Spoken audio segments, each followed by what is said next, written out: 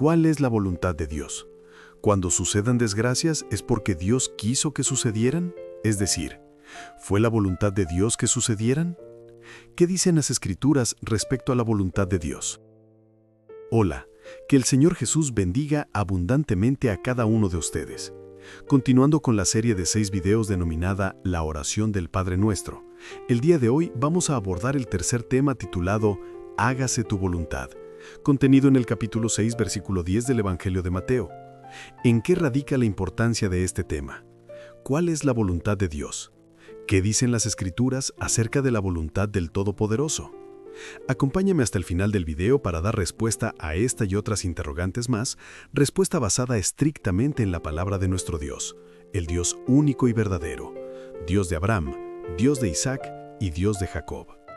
Vamos a iniciar con el Evangelio de Mateo capítulo 6 versículos 9 y 10. Mateo 6, 9. Vosotros pues oraréis así: Padre nuestro que estás en los cielos, santificado sea tu nombre. Mateo 6, 10. Venga tu reino, hágase tu voluntad, como en el cielo, así también en la tierra. De acuerdo con las Escrituras, ¿cuál es la voluntad de Dios? Esta pregunta ha ocupado grandes capítulos en los libros de teología. Algunos teólogos se refieren a la voluntad de Dios como los decretos de Dios.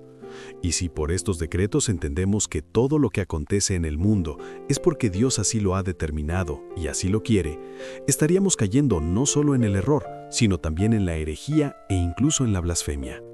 Por ejemplo, un hombre y una mujer caminan tranquilamente por la calle, cuando de pronto son víctimas de un asalto y les roban todo lo que tienen. Cierta persona es víctima de un asesino en el momento que menos se lo espera. Un niño o una niña que es la alegría de sus padres, la ilusión de su vida, de pronto empieza a padecer una enfermedad incurable y después de pocos meses o años, ese pequeño muere. En un determinado país se presenta un sismo de tal magnitud que deja como saldo cientos de muertos y ciudades casi destruidas.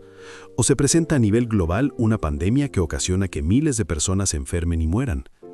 ¿Es esta la voluntad de Dios?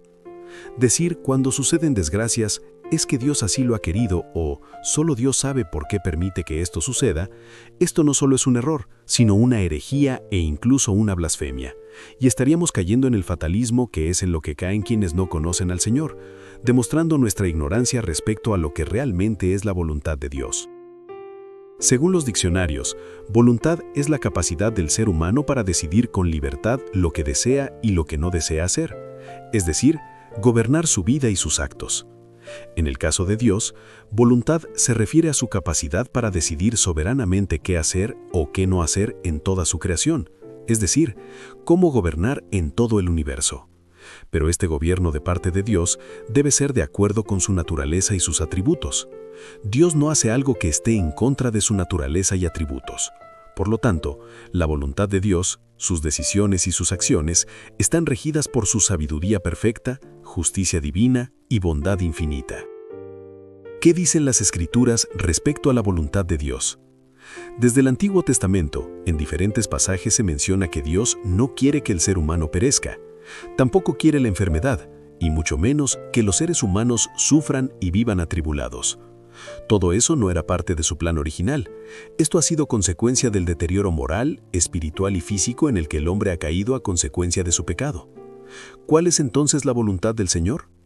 El libro del profeta Isaías en su capítulo 61, versículos 1 y 2 nos dice: Isaías 61, 1. El Espíritu de Jehová el Señor está sobre mí, porque me ungió Jehová.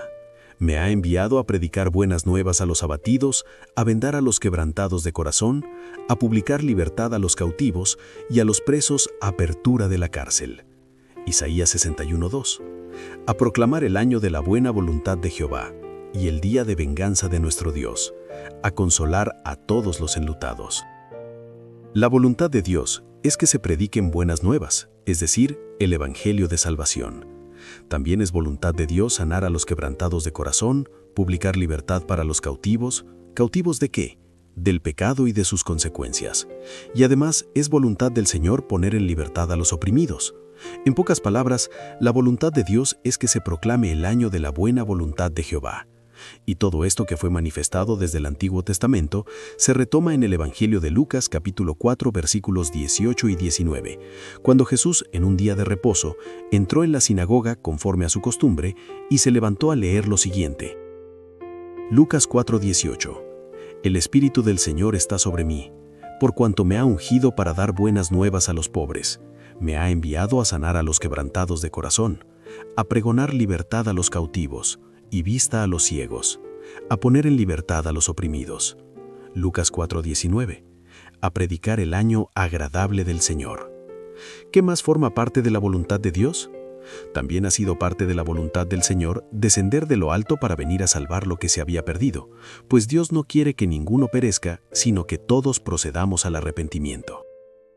Lo podemos ver en el Evangelio de Mateo, capítulo 18, versículos 11 al 14, que nos dicen: Mateo 18:11.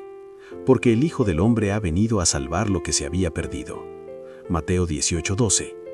¿Qué os parece?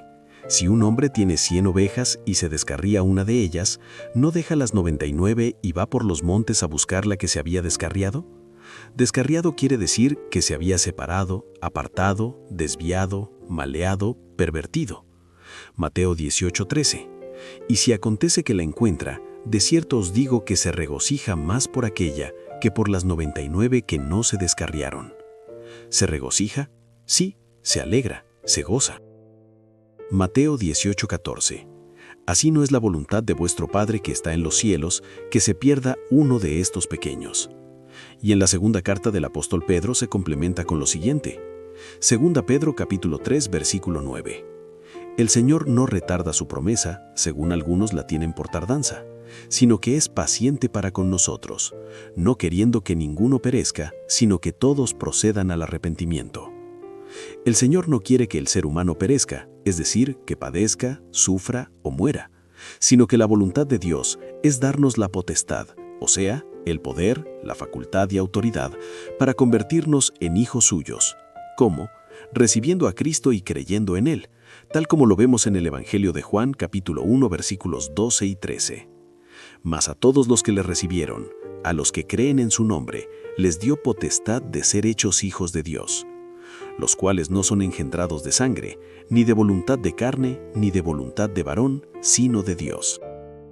Además, en la carta a los Efesios, en su capítulo 1, versículos 3 al 5, nos dice que la voluntad de Dios Padre es que seamos adoptados por Él como hijos suyos.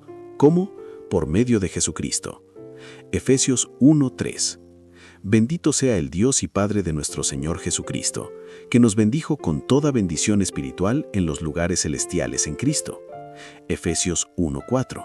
Según nos escogió en Él antes de la fundación del mundo, para que fuésemos santos y sin mancha delante de Él.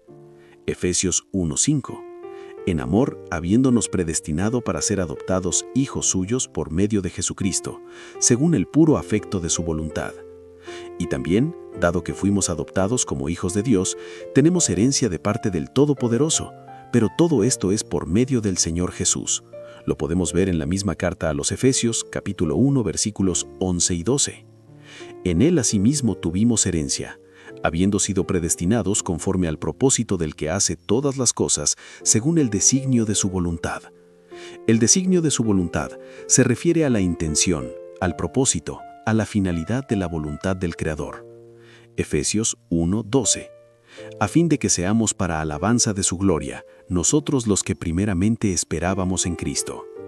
Otro aspecto de la voluntad de Dios es que todos quienes ya somos de Cristo no nos perdamos, sino que tengamos vida eterna, y que el Señor Jesús nos resucite en el día postrero, es decir, en el día posterior o último. Lo podemos corroborar en el capítulo 6, versículos 39 y 40 del Evangelio de Juan. Juan 6:39. Y esta es la voluntad del Padre, el que me envió, que de todo lo que me diere no pierda yo nada, sino que lo resucite en el día postrero. Juan 6:40. Y esta es la voluntad del que me ha enviado, que todo aquel que vea al Hijo y cree en Él tenga vida eterna, y yo lo resucitaré en el día postrero. De igual manera, en el libro de Romanos capítulo 8 versículos 26 y 27, la palabra de Dios nos dice que es la voluntad del Todopoderoso que su Santo Espíritu interceda por nosotros. ¿Por nosotros quiénes? Por quienes ya somos hijos de Dios. Romanos 8:26. Y de igual manera el Espíritu nos ayuda en nuestra debilidad, pues qué hemos de pedir como conviene no lo sabemos, pero el Espíritu mismo intercede por nosotros con gemidos indecibles. Romanos 8:27. Mas el que escudriña los corazones sabe cuál es la intención del Espíritu, porque conforme a la voluntad de Dios intercede por los santos. Asimismo, en la primera carta a los Tesalonicenses, en su capítulo 4, versículos 2 y 3, el apóstol Pablo escribe a los hermanos cristianos de la iglesia de Tesalónica que es la voluntad de Dios su santificación y que por lo tanto se aparten de fornicación. Primera Tesalonicenses 4:2. Porque ya sabéis qué instrucciones os dimos por el Señor Jesús. Primera Tesalonicenses 4:3. Pues la voluntad de Dios es vuestra santificación, que os apartéis de fornicación. Y en esta misma carta dirigida a la iglesia de Tesalónica, también encontramos en el capítulo 5, versículos 17 y 18, que es la voluntad de Dios que oremos sin cesar, dando gracias en todo y por todo. Primera Tesalonicenses capítulo 5, versículo 17. Orad sin cesar. Primera Tesalonicenses capítulo 5, versículo 18. Dad gracias en todo, porque esta es la voluntad de Dios para con vosotros en Cristo Jesús. Por otra parte, en la primera carta del apóstol Pedro, capítulo 2, versículo 15, nos dice que es voluntad de nuestro Padre Dios que hagamos el bien. ¿Para qué? Para callar la ignorancia de las personas insensatas, es decir, de las personas necias, tontas e inconscientes que en lugar de dejarse conducir por la palabra de Dios, guían su vida y todos sus actos de acuerdo con los designios de su corazón y dejándose llevar por la corriente de este mundo. Primera Pedro, capítulo 2, versículo 15. Porque esta es la voluntad de Dios, que haciendo bien, hagáis callar la ignorancia de los hombres insensatos. Finalmente, ¿por qué deberíamos hacer la voluntad de Dios y no lo que nosotros deseamos?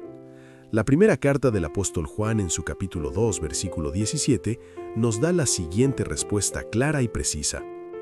Primera Juan, capítulo 2, versículo 17. Y el mundo pasa, y sus deseos, pero el que hace la voluntad de Dios permanece para siempre. Otra razón más por lo que debemos hacer la voluntad del Señor es porque su voluntad es agradable y perfecta, tal como lo podemos corroborar en el capítulo 12, versículo 2 del libro de Romanos. Romanos, capítulo 12, versículo 2. No os conforméis a este siglo, sino transformaos por medio de la renovación de vuestro entendimiento, para que comprobéis cuál sea la buena voluntad de Dios, agradable y perfecta. Hermanos, despojémonos del viejo hombre y vistámonos del nuevo ser para que seamos capaces de hacer la voluntad del Señor y que la voluntad de Dios se establezca hasta el último rincón del planeta. Efesios capítulo 4, versículo 22. En cuanto a la pasada manera de vivir, despojaos del viejo hombre que está viciado conforme a los deseos engañosos. Efesios capítulo 4, versículo 23. Y renovaos en el espíritu de vuestra mente. Efesios capítulo 4, versículo 24. Y vestíos del nuevo hombre, creado según Dios en la justicia y santidad de la verdad. Espero que este tercer video haya sido de gran bendición. Gracia y paz sean a vosotros, de Dios nuestro Padre y del Señor Jesucristo.